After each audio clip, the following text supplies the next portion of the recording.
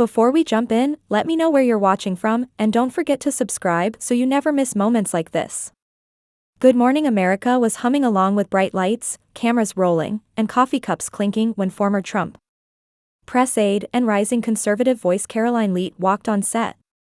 Across from her sat Michael Strahan, NFL legend turned talk show host, flashing that easy grin. He welcomed her with warmth, then steered straight into the fireworks. "Karoline, thanks for joining us," he said. "Your team's been busy. Let's talk about this federal worker buyout tape months pay to anyone who resigns. Some call it a bribe to shrink government. What's your take?" Karoline leaned in, her smile steady. "It's a reset, Michael. We need to trim a system that's failing taxpayers. Only 6% of federal employees in D.C. are showing up. Meanwhile, teachers, police officers, and construction crews are clocking in every day. Accountability matters." The studio fell quiet. Strahan tried to pivot. "Doesn't that hurt morale?" "Public service is about showing up, not hiding behind a Zoom screen," she replied evenly. "If you won't do the job, maybe it's time to step aside. 8 months' pay is generous because it values both accountability and humanity." He blinked, impressed but wary. As producers shifted in their chairs, Michael switched topics. "What about federal assistance programs like food stamps and Medicare? Are those on the chopping block?" "Not a chance," Karoline said. "We're pausing bloated, unaccountable initiatives. Day contracts, Green New Deal pilot studies, $500,000 climate anxiety grants for toddlers, your grandma's insulin, safe as ever. We safeguard essentials and cut the fluff." A woman in the audience nodded. Strahan pressed on. "Critics say this is a disguise for deeper rollbacks. The only rollback is taxpayer abuse." Karoline shot back. "Every dollar must be justified. When's the last time you got paid to stay home for 2 years?" He blinked, chuckled, and tried a lighter tone, but she held his gaze. "Nurses pull double shifts, cops work holidays, and even NFL players like you perform under pressure every week. Yet some agencies in D.C. operate at 94% remote. What would your coach say?" That one landed. Strahan laughed, flipping his notes, comparing government workers to NFL athletes. "We're comparing standards," she said, with a polite nod. "Commitment, accountability. It doesn't matter if you're carrying a football or processing veterans' claims. The country runs on people who show up." Producers exchanged glances. Michael steered into rougher waters. "Immigration policy mass deportations. Critics call it heartless." "It's enforcing the law," Karoline answered. "Legal entry.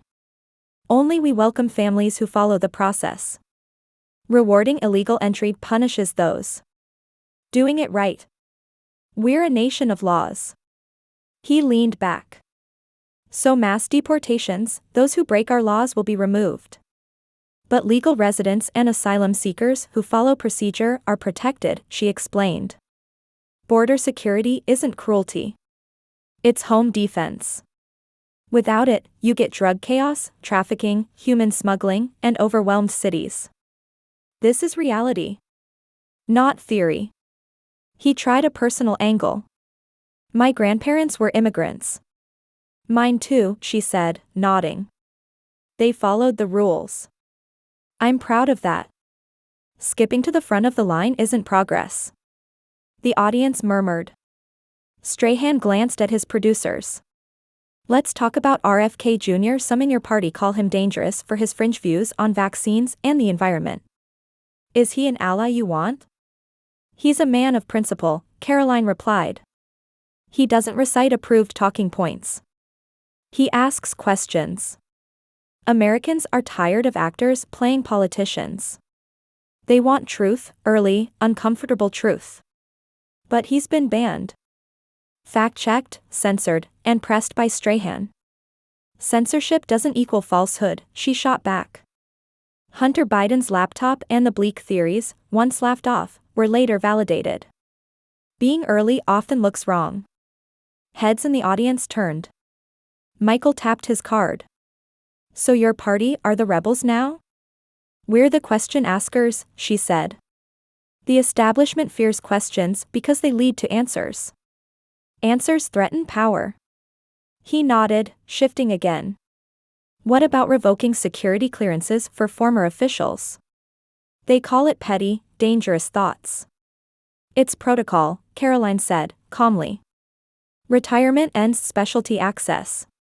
It's not punishment, it's procedure. Retired coaches don't get live playbooks. Classified info is a privilege, not a trophy, especially when it funds media tours. He frowned. Politicizing the military and leaving think tanks with backdoor cable news and gossip. That's political, she said firmly. Service is honorable. Critiquing strategy while cashing in is different. Boundaries matter, tick. The tick of the clock grew louder. Viewership spiked. Michael tried one last policy punch. Defense spending, immigration. Trump, why? Defend him after all the backlash. Karoline paused, measured. He fights for people without lobbyists, workers, farmers, cops, nurses, and the folks who keep this country running while elites feast off their taxes. Some say he fuels division. He exposed it, she said. Truth doesn't obey. Safe talking points. People want plain speaking, not recycled sound bites. That scares the elites. Michael scribbled a note. People dislike you for that bluntness. Maybe, she said with a faint smile. I don't aim to be liked. I aim to be clear. He leaned forward. You mentioned only 6% in the office. Why will this buyout work? It's not just policy, it's a challenge. Choice with dignity, she said, unwavering. We're not firing people, we're offering a graceful exit. That's humane. It says if you've got the spine, stay. If not, let someone else in, he nodded. Bold or reckless? Bold built this country, she said. Reckless is burying ourselves in debt, letting bureaucrats ghost their desks while bills pile up.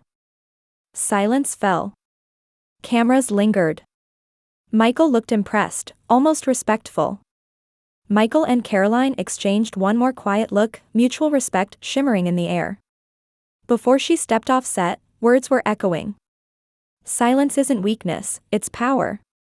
And sometimes, the loudest voice is the one that stays standing.